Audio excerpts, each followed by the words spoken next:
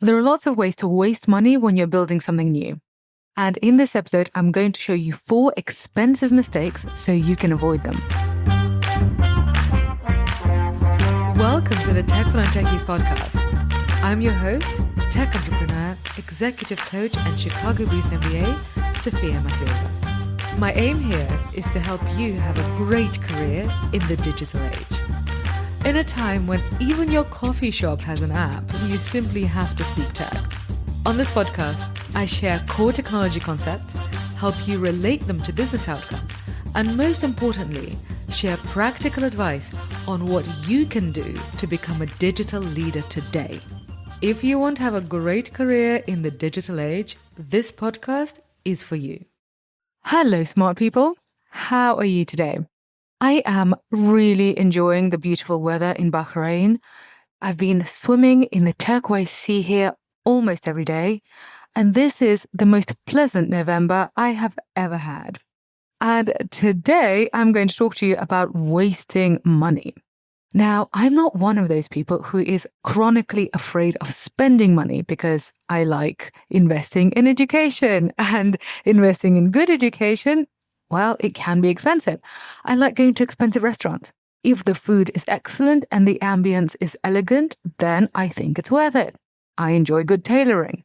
But spending money and wasting money are not the same thing. I get very upset when I end up paying a high price for dinner and it tastes like last night's leftovers. So in the context of innovation, you do have to invest in tools and you have to invest in great people, and great people shouldn't be cheap. And so you have to make these investments if you want to make something new. And in this episode, I want you to learn how to think about investing wisely and not wasting your hard-earned cash or the cash that you manage to squeeze out of your CFO or your investors. And before we continue, my dear smart person, if you are enjoying this show and if you are learning from the free lessons that I give you here, then please subscribe to Tech for Non-Techies and leave this show a rating and a review. Because honestly, this really helps me. When you do that, it really helps me reach other smart people like you. And I just love hearing from you. So last week, I finished teaching my first cohort of Tech for Non-Technical founders in Bahrain, and our second cohort starts this week. The demand for this knowledge is really vast. And as the first cohort wrapped up, I've been reviewing the course reports from my students, and I want to share 4 lessons about the expensive mistakes that my students almost made and then didn't. And these mistakes are super typical, and I've seen them over and over again, and I bet that many of you would make them too. So listen up. Lesson 1, I'm calling this the build everything now trap. So let me tell you about one founder in my last cohort. He came in wanting to build a massive procurement application. You know, one of those products that basically says, I'm going to solve every procurement problem for every company. And he was actually about to invest some serious cash in hiring developers and making his vision come to life. But this vision was too broad. So then something interesting happened. In my course, he learned about user testing and prototyping, and then he spoke to potential customers. And guess what? He discovered that the market really needed something that was basically much smaller. So he didn't need to build this huge complex system, because what the market actually wanted was something very specific. They wanted an emergency spare parts procurement system for basically a very specific set of things that went wrong in the oil and gas sector. So we really narrowed down what he actually needed to build and who he needed to build it for, which is going to make things much, much cheaper to create, and also is going to make his go-to-market strategy much simpler. And if you don't do that, it's basically like going shopping for a whole new wardrobe and then realizing that all you really need is one shirt. In the previous episode, I talked about why you should see prototyping as a key part of your business strategy. And this lesson is just another example of that. And if you haven't yet listened to the last episode, then I'll do that after you finish this one. And both of these episodes are quite short. So don't worry, you're not signing up to a Joe Rogan experience. You can do both in one day. Anyway, the lesson learned here is start small and focused because you can always expand later. Okay, now let's get to lesson 2, and I'm calling this one the marketing before testing mistake. Very expensive mistake. So here's another story that I want you to learn from. One of my students in my cohort, he had already built an app before he started the program, so he was quite advanced. His app wasn't yet out on the Apple App Store because he was doing final testing and he was preparing for launch. He was about to launch this huge marketing campaign for his app, so including digital marketing, outdoor advertising, PR, and so on. And this is a bit like planning your wedding before you have even started dating somebody. So it's very enthusiastic, but it's a bit premature. So I encouraged him to do beta testing, and that made him pivot his strategy. Instead of spending all of that money on marketing, his company is now starting with around 50 beta users to make sure that people actually really want the product he's making, and also to get feedback on the features that really matter to them. Because some features are going to be those killer features that people really love, and some are just going to be a bit vanilla.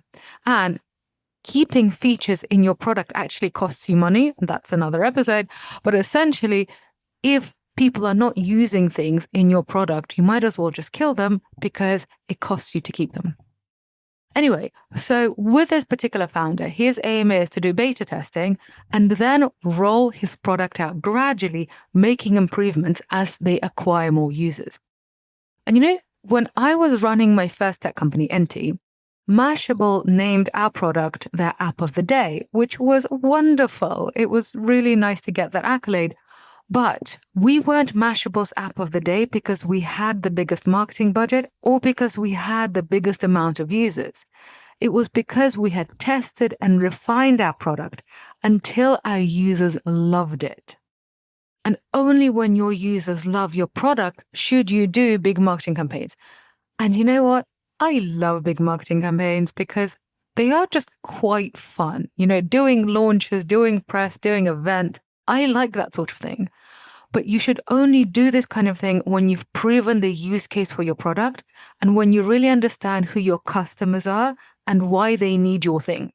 Because doing a big marketing campaign before, it's just too risky. There are too many unknowns and basically just don't do it. Anyway, so the lesson here is test with real users before spending money on marketing. Lesson number 3, we're calling this the expensive website pitfall.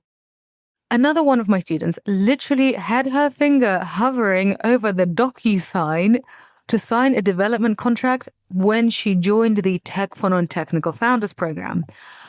And in the program, she learned about prototyping and MVP testing, and then she changed her direction on the product, not on the strategy, which is what we talked about in lesson 1, but on the product. So here's what happened. Instead of signing the contract with developers, she created a simple prototype herself using no-code tools, and then she tested it with 5 users. Do you know what happened next?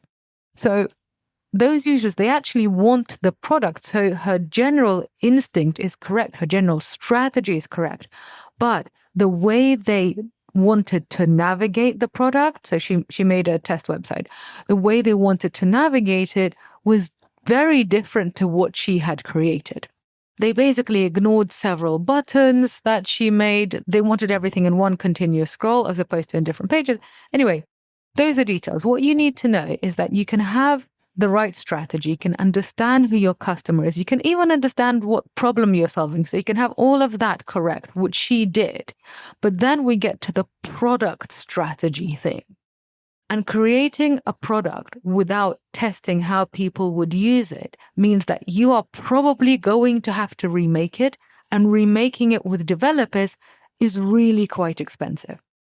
So by creating something that she did herself for free using no-code tools, she basically saved a wad of cash. And this is not that hard to do. This is something you can easily do before hiring professional product people. So the lesson here is do not commit to expensive development before testing your product features in front of your target users. So test your strategy and test your features. And now let's get to lesson 4, the wrong assumptions cost. So one of my students came into the program wanting to build a healthy food app for fitness enthusiasts. And I mean, this sounds pretty good. So what's wrong? What went wrong? Well, when he tested his prototype, then something unexpected happened. His target users were saying, yeah, this is great. I would totally use this. Yes, I understand how to use this. I understand the product flow. I get all of the features. But this is very much like this competitor. And they literally couldn't see anything unique about what he had shown them. And this is a problem, because how are you going to compete with the incumbent if your target users can't tell the difference between you and them? Why would anybody switch to you from the incumbent? So in this case, this founder had to go back to the drawing board and start again. So he redesigned the prototype, he rethought his proposition based on the feedback, and he tested it again. And in the second round of testing, he had a completely different reaction, and people weren't comparing his product to what they were already seeing on the market. And the lesson here is never assume you know what your users want, and never assume that your product is as differentiated as you really think, because maybe the things that you think are super different, actually, users don't care about that. And now let's summarize what we covered today. So lesson 1, start small and focused because you can always expand later. Lesson number 2, test with real users before spending on marketing, because proper marketing is expensive. Lesson number 3, do not commit to expensive development before prototyping and before testing that prototype with your real users. Your strategy might be correct, but if your product features haven't been tested, you could be in for a really unpleasant surprise. And lesson number 4, never assume you know what your users want, and never assume that you stand out from the market as much as you think you do. Test these assumptions first. And if you want to learn more about how to avoid these expensive mistakes, then our flagship Tech for Non-Technical Founders course is for you. And the demand for this course has been incredible because entrepreneurs and corporate innovators are really seeing how crucial it is to understand tech without being technical. Because, not everybody wants to become a coder. I mean, I know I don't. Because Tech for Non-Technical Founders, it's like learning to drive a car without becoming a mechanic. You don't need to know how to build the engine, but you probably should know what the pedals do, right? So whether you want to learn on your own through our online courses or to bring Tech for Non-Techies to your entire company, we have got you covered. Find all the details at techfornontechies.co. And if this episode helps you avoid just one expensive mistake, then please subscribe to the show and leave the show a rating and a review, because honestly, I really like hearing from you, and your reviews really do help other smart people find this content. So think of it like your good deed for the day. You have saved another founder from an expensive meal at a terrible restaurant. What a wonderful thing to do. And on that note, have a wonderful day, and I'll be back in your delightful smart ears next week. Ciao.